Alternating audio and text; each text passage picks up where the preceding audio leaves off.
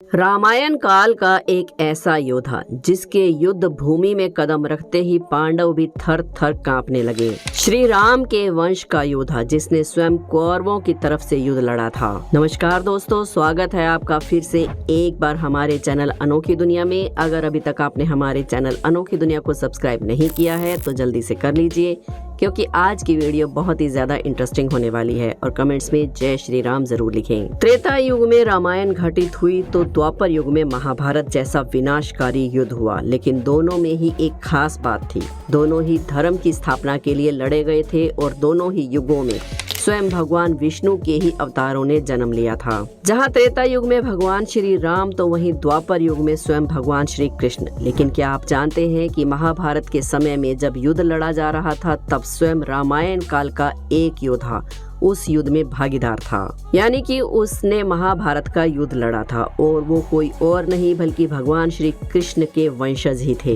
लेकिन एक अलग विडंबना की बात तो ये है कि उन्होंने पांडवों का साथ नहीं दिया था बल्कि कौरवों का साथ दिया था। आखिर कौन था वो भगवान श्री राम के वंश का योद्धा जिसने कौरवों का साथ दिया था? वो महान योद्धा कोई और नहीं बल्कि वृत्रबल था, जो कि स्वयं भगवान श्री कृष्ण के ज्येष्ठ पुत्र कुश के वंशज थे। वृत्रबल भगवान श्री कृष्ण के ज्येष्ठ पुत्र कुश के वंश के 32वीं पीढ़ी में जन्मे थे। वो कौशल साम्राज्य के सबसे प्रतापी सम्राटों में से एक माने जाते हैं। उनके पिता का नाम वृषवंत था और कहते हैं कि युधिष्ठिर ने अपना राजसूय यज्ञ जब किया था उस समय पूर्व दिशा में अपनी दिग्विजय यात्रा के दौरान भीम ने इन्हें परास्त किया था, जिस वजह से इनके साम्राज्य की पूरी तरह से आधिपत्य स्वयं युधिष्ठिर का हो गया था, क्योंकि वे उस समय चक्रवर्ती सम्राट बन गए थे। लेकिन दुर्योधन और मामा शकुनी के परपंच और षड्यंत्र के चलते उन्हें वनवास और अज्ञातवास भोगना पड़ा और बाद में दुर्योधन के वैष्णव यज्ञ के दौरान कर्ण ने अपनी दिग्विजय यात्रा के दौरान उन्हें परास्त किया था। सुनने में ये थोड़ा अजीब लगता है, लेकिन आपको जानकर हैरानी होगी कि श्री राम के इस वंशज ने पांडवों का नहीं बल्कि कौरवों का साथ दिया था, और वो भी सिर्फ इसलिए क्योंकि वैष्णव यज्ञ के दौरान कर्ण ने दिग्विजय यात्रा की थी और उन्हें परास्त करके उनके साम्राज्य को अपने अधीन कर लिया था। कहते हैं ये भगवान श्री राम की 32वीं पीढ़ी में जन्मे थे। अब इसीलिए रामायण के इस खास वंशावली को हम जान लेते हैं, जहाँ पर वृत्रबल का जन्म हुआ था और उनके पिता परदादा सभी का जन्म हुआ था।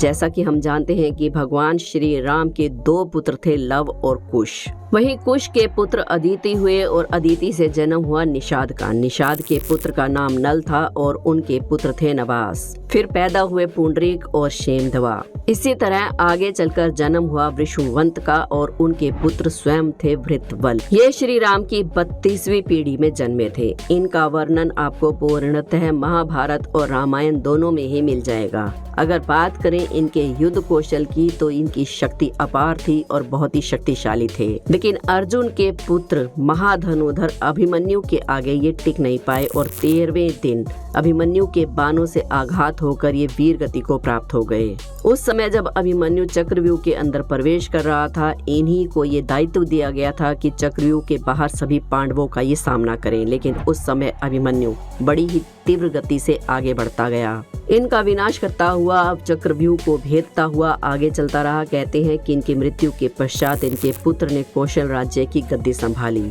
हालांकि कहीं कहीं ऐसा भी वर्णन मिलता है कि महाभारत काल तक कौशल प्रदेश इतना शक्तिशाली नहीं रहा था और 5 भागों में विभाजित हो गया था।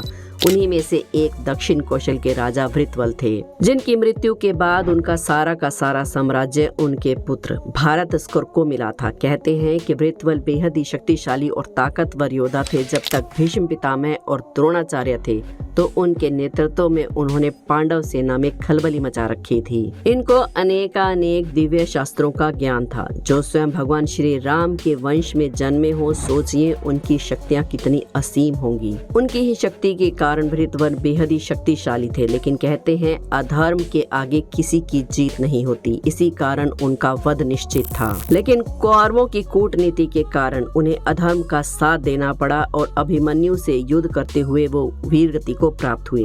और अब जब बात चल ही रही है रामायण और महाभारत की, तो चलिए जानते हैं कि रामायण और महाभारत में जन्मे भगवान श्री राम और श्री कृष्ण दोनों में कितना अंतर था। चलिए आज आपको बताते हैं कि महाभारत काल में जन्मे भगवान श्री कृष्ण और रामायण काल में जन्मे श्री राम में कौन ज्यादा शक्तिशाली था। भगवान श्री कृष्ण और भगवान राम आखिर क्यों इन दोनों ही अवतारों में इतनी भिन्नता थी, जबकि ये दोनों ही भगवान विष्णु के ही अवतार थे। आज हम जानेंगे ऐसी 5 बातें जिनसे पता चलता है कि भगवान श्री राम और भगवान श्री कृष्ण में अधिक शक्तिशाली कौन था। जैसा कि हम जानते हैं दोनों ही भगवान विष्णु के अवतार थे और दोनों की ही तुलना करना बेवकूफी है, लेकिन 5 ऐसी बातें हैं जिनकी बुनियाद पर इन दोनों के बल को तोला जा सकता है। सबसे पहला है त्याग का बल। यूँ तो भगवान श्री कृष्ण के जीवन में कम त्याग देखने को नहीं मिलता। उन्होंने कंस जैसे पापी से प्रजा को मुक्त कराने के लिए अपने गोकुल गांव, अपने स्नेही सखा सखियों और माता पिता तक को त्याग दिया। भगवान श्री राम का त्याग उससे काफी अधिक है। भगवान श्री राम ने अपने पिता के वचन का पालन करने के लिए समस्त राजपाट और सभी सुख सुविधाओं का त्याग कर दिया और प्रजा के कल्याण और प्रजा के समभाव के लिए अपने प्राण से प्यारी पत्नी सीता का भी त्याग कर दिया। दूसरी खास बात है कला का बल। हिंदू धर्म ग्रंथों के अनुसार भगवान श्री राम को कहीं 12 कलाओं या फिर 14 कलाओं में निपुण माना जाता है, जबकि भगवान श्री कृष्ण को 16 कलाओं में संपूर्णतः निपुण बताया जाता है। अपनी इन्हीं कलाओं से भगवान श्री कृष्ण सभी का मन मोह लिया करते थे, अर्थात भगवान श्री कृष्ण अधिक गुणवान थे। लेकिन वहीं दूसरी तरफ भगवान राम मर्यादा पुरुषोत्तम थे। तीसरा कारण है मर्यादा का बल। मर्यादा पुरुषोत्तम भगवान राम ने जीवन भर एक पत्नी धर्म का पालन किया और किसी दूसरी स्त्री के प्रेम निवेदन को कभी भी स्वीकार नहीं किया, जबकि भगवान श्री कृष्ण के बारे में कहा जाता है कि उनकी 8 पटरानियां थी और 16,000 रानियां थी। लेकिन श्री कृष्ण ने समस्त विवाह गंधर्व रीति रिवाज से किए थे। भगवान श्री कृष्ण के जीवन चरित्र में ऐसी कई कहानियां हैं जिसमें उन्होंने मर्यादाओं को तोड़ा, जैसे कि बचपन की अटखेलियां, माखन चुराना, स्त्रियों के वस्त्र चुराना, जबकि भगवान श्री राम ने जीवन भर किसी भी मर्यादा का उल्लंघन नहीं किया। चौथा कारण है धर्म का बल। भगवान श्री राम का जीवन चरित्र धर्म की प्रत्यक्ष परिभाषा को परिभाषित करता है, जबकि भगवान श्री कृष्ण का जीवन चरित्र धर्म को सूक्ष्म ग्रह परिभाषित करता है। श्रीमद् भागवत गीता के अनुसार अलग अलग परिस्थितियों में धर्म की परिभाषा भी बदल जाती है। श्री कृष्ण कहते हैं कि गुरुकुल में गुरु की आज्ञा का पालन करना अगर धर्म है, तो रणभूमि में अगर गुरु शत्रु के साथ हो तो उसका सामना करना भी असली धर्म है। अब बात करते हैं 5वें और आखिरी बल की, जो है राजनीतिक बल। राजनीतिक दृष्टि से भगवान राम ने मर्यादाओं का पालन करते हुए साम दाम दंड भेद की नीति को अपनाया, जबकि श्री कृष्ण ने कूटनीति को ही ज्यादा महत्व दिया। कर्ण और अश्वत्थामा की हार इसका उदाहरण है। जहां भगवान श्री राम ने अपने प्रियजन और अपनी प्रजा के लिए युद्ध किया, वहीं भगवान श्री कृष्ण ने अपनी सेना को विरोधियों को ही सौंप दिया और स्वयं अधर्म के खिलाफ खड़े होकर धर्म के लिए युद्ध किया। दोनों ही अपार बलशाली और दिव्य बुद्धि के ज्ञाता थे, इसीलिए ये कह पाना कठिन होगा कि दोनों में से अधिक बलशाली कौन है। लेकिन फिर भी अगर त्याग और मर्यादा की दृष्टि से देखा जाए तो भगवान राम अधिक बलशाली नजर आते हैं, जबकि कला, धर्म और राजनीति की दृष्टि से भगवान श्री कृष्ण अधिक बलशाली नजर आते हैं। इसीलिए भगवान श्री राम को मर्यादा पुरुषोत्तम और भगवान श्री कृष्ण को योगेश्वर कहा जाता है। आपको क्या लगता है, भगवान श्री कृष्ण या फिर भगवान श्री राम, किसका त्याग बड़ा था या फिर कौन ज्यादा शक्तिशाली थे?